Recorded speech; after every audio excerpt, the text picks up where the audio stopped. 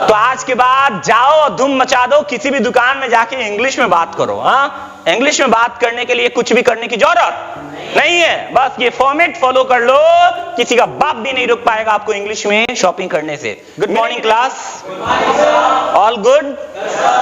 मैं भी बहुत अच्छा हूं, क्योंकि आज आपके लिए बहुत ही यूनिक चीज पढ़ाने वाला हूं, जिसका use day to day life में बहुत ज्यादा किया जाता है। सो गाइस, आज हम सीखने वाले हैं शॉपिंग इन इंग्लिश, यानी आज आप सीखोगे कंप्लीट लेसन इंग्लिश में शॉपिंग कैसे करते हैं। तैयार हैं आप लोग? तो चलिए स्टार्ट करते हैं गाइस। सबसे पहले हम लोग देखेंगे हाउ टू आस्क कॉस्ट या फिर प्राइस। प्राइस कैसे पूछें या कॉस्ट कैसे पूछें। कोई भी चीज आप देखते हैं तो सबसे पहला मन में जो विचार आता है वो है इंडियन के अंदर इसका प्राइस क्या है, कॉस्ट क्या है, इसका रेट क्या है। गाइस, ये हर एक इंडियन के अंदर मोस्ट ऑफ द टाइम होता है कि रेट के हिसाब से लोग कपड़े खरीदते हैं, रेट के हिसाब से सारी चीजें करते हैं। सबसे पहला तरीका एकदम सिंपल तरीका है, आप क्या पूछोगे? प्राइस प्लीज, इतना ही बोल दो, हो गया काम जी।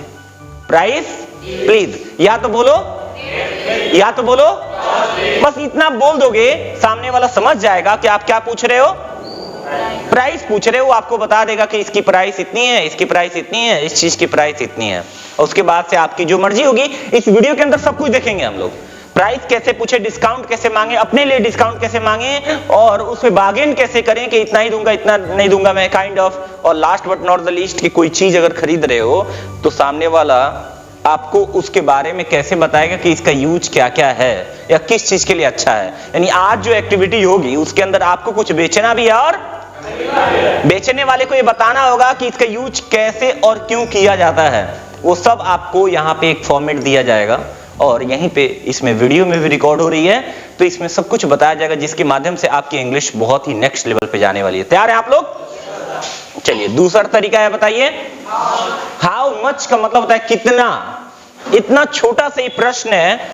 अगर आप शॉपिंग करने गए हैं मृत्युंजय जी, तो दो कम से कम लाइन याद रखिए, आपको बहुत फायदा होगा। पहला है हाउ मच, और जब कोई प्राइस बताए तो बोलिए टू मच। कोई किसी भी इंसान से बोलो कि हाउ मच, कितना हुआ, और जो भी वो प्राइस बोले बस इतना बोलो आप, टू मच, बहुत ज्यादा है। हाउ मच कितना हुआ, टू मच बहुत ज्यादा है, वो ऑटोमेटिक समझ जाएगा आपकी इंग्लिश बहुत अच्छी है। तो थोड़ा सा प्राइस में तो डाउन कर ही देगा। चलिए, लेकिन अंग्रेज समझ के कहीं लूटने ना लगे, ये भी ध्यान दीजिएगा। चलिए, यहाँ पे गाइस कहता है दैट वन, दिस वन या रेड वन, ये ऐड करना है। कैसे ऐड करना है? हाउ मच लगा करके और that one, this one, red one. One का मतलब वाला, वन का मतलब वाला। बताइए, दैट वन का मतलब क्या हुआ? यानी कि उस वाले का प्राइस कितना है, इस वाले का प्राइस कितना है, और लाल वाले का प्राइस कितना है। येलो वाला आ जाए तो क्या करोगे? तो हाउ मच येलो वन, क्या बोलोगे? ब्लैक वन, कोई दिक्कत?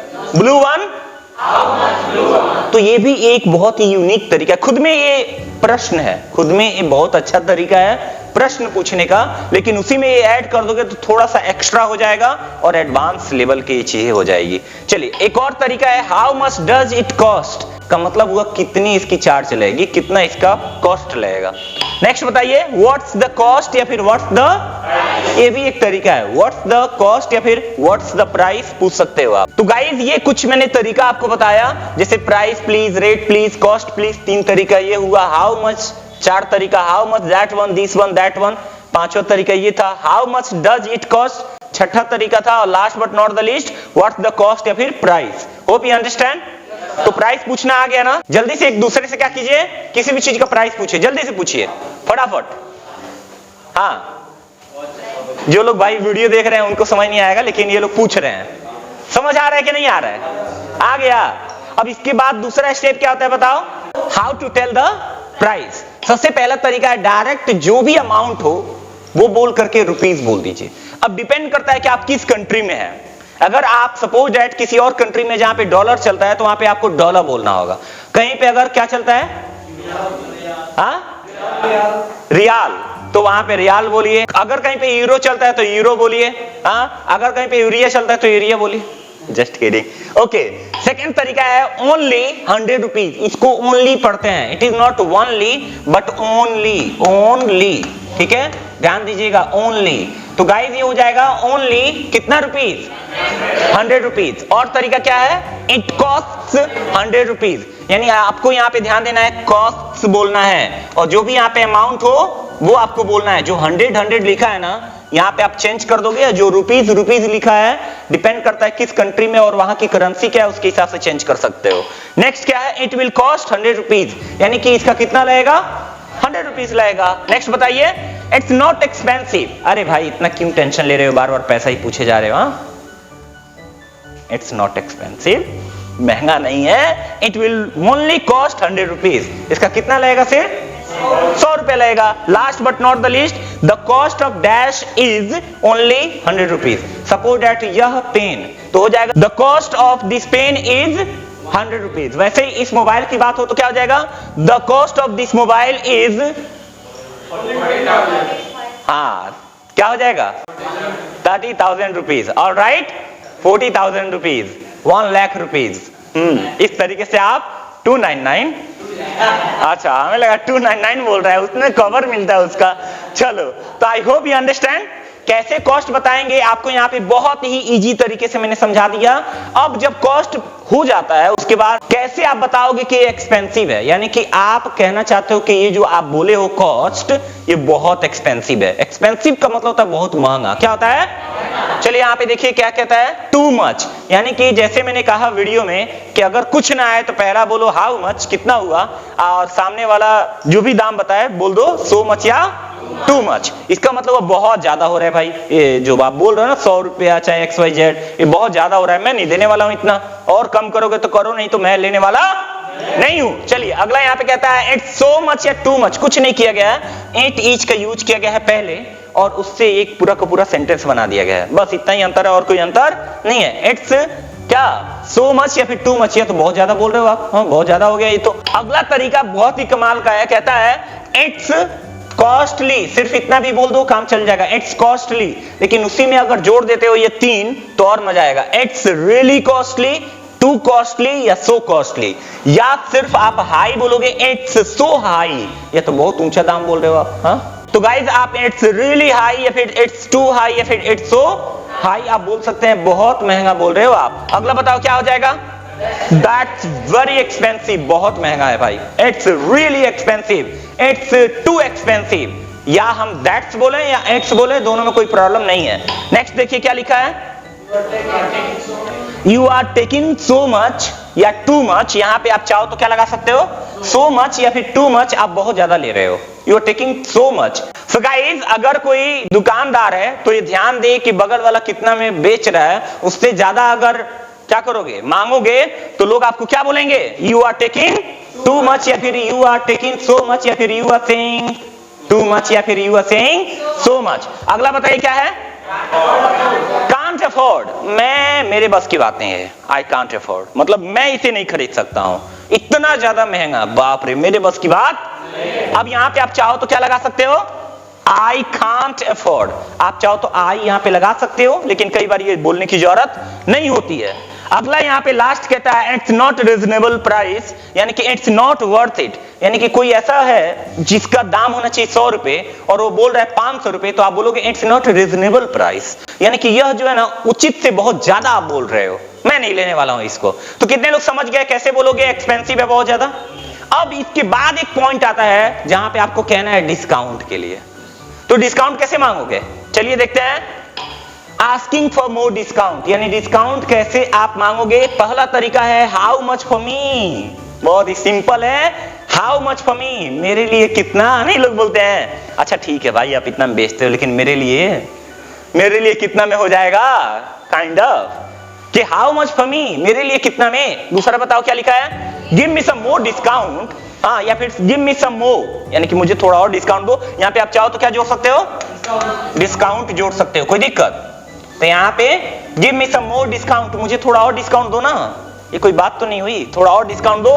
नेक्स्ट यहाँ पे क्या लिखा है, इट्स वेरी लेस डिस्काउंट, यार आप बोल रहे हो 5% देंगे और स्पार्की के जींस पे तो इतना आता है 30%, कम से कम 20 तो दे दो मेरे को, हाँ काइंड ऑफ। तो क्या बोलोगे, it's very less discount. Next क्या है, प्लीज गिव मी -%। अब यहाँ पे देखो डैश में जो भी आप डालना चाहो वो डाल सकते हो, मुझे 10% दो तो क्या हो जाएगा अब मुझे 50% दो तो क्या हो जाएगा? Give me 50%। ऑलराइट गाइस, कोई दिक्कत? चलिए नेक्स्ट यहाँ पे बताइए क्या लिखा है, हाउ टू पे। अब आप डिस्काउंट ले लिए, अब पे कैसे करोगे? या तो आप कैश में करोगे या तो आप ऑनलाइन करोगे, यही ना दो उपाय है, और क्या है? तीसरा कोई उपाय है जी? नहीं।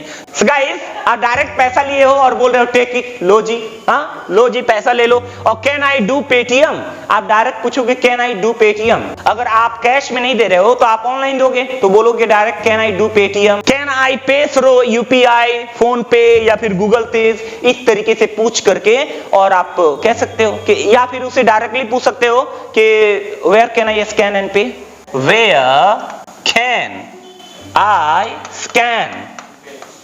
scan and pay, कहां मैं स्कैन करूं और पे करूं? बताइए जी, where can I scan and pay, कहां मैं स्कैन करूं और पे करूं? इतना इजी है, इतना इजी है। यहां तक तो था सामान का दाम पूछना, रेट पूछना, दाम बताना, फिर से ये कहना कि बहुत महंगा है, और लास्ट में डिस्काउंट कैसे मांगे और पे कैसे करें, ये हम लोग सीख लिए। लेकिन अब दुकानदार का ये फर्ज बनता है, या फिर आपका भी ये फर्ज बनता है कि उससे पूछें कि इसको यूज कैसे करना है, या फिर ये जो चीज है किस चीज के लिए यूज किया जाएगा। तो उसके लिए बहुत ही प्यारा सा 3 मैंने यहाँ पे फॉर्मेट बनाया है, how to tell the use of something, किसी भी चीज को यूज कैसे करें, ये कैसे बताएंगे। उसके लिए पहला तरीका है इट्स यूजफुल, या फिर गुड, या फिर helpful for dash dash dash. अब यहां पे क्या करना है आपको, इट्स यूजफुल बोलो या तो गुड बोलो या तो हेल्पफुल बोलो, फॉर लगा करके यहां पे डायरेक्ट क्या लिखा है, समथिंग या तो डूइंग समथिंग, यानी जेरेंड का यूज करना है। जैसे मैं कहूं कि it's useful for your exam, यह आपके एग्जाम के लिए सही है। It's useful for your writing your exam, इतना आसान है। यहाँ पे दूसरा तरीका है you can use it for, same चीज है। यहाँ पे जो फॉर आया है ना, यहाँ पे फॉर के बाद जो लगा था वही यहाँ पे आ जाएगा। You can use it for, किसके लिए? You can use it for your exam, आप इसको अपने एग्जाम के लिए यूज कर सकते हो, या फिर you can use it for writing your exam, आप इसको अपने एग्जाम लिखने के लिए यूज कर सकते हो। लास्ट यहाँ पे कहता है this dash is useful for, this book is useful for writing your exam. इतना आसान है जी। तो आपको क्या करना है आज के एक्टिविटी में, सबसे पहले कोई चीज दिखाना है सामने वाले को, वो आके पूछेगा। अब पूछना कैसे है, बहुत ही सिंपल है। देखो, how can I help you, क्या पूछा जाता है? How can I help you, ठीक है, हेल्प यू, मैं आपकी मदद कैसे कर सकता हूं। अब सामने वाला जो आया हुआ है आपके दुकान पे, वो बोलेगा ऐसे कि मैं XYZ खोज रहा हूं, तो उसके लिए होता है आई एम लुकिंग फॉर, और लगा करके यहाँ पे जो भी आपको बोलना है ना वो बोल सकते हो, I am looking for a red shirt. फिर उसके बाद से उसका दाम बताना है, और जो दाम बता दे तो क्या करोगे आप, बताओगे कि बहुत ज्यादा एक्सपेंसिव है, फिर डिस्काउंट मांगोगे, फिर खरीद लोगे, फिर पूछो कैसे यूज करना, जो भी है।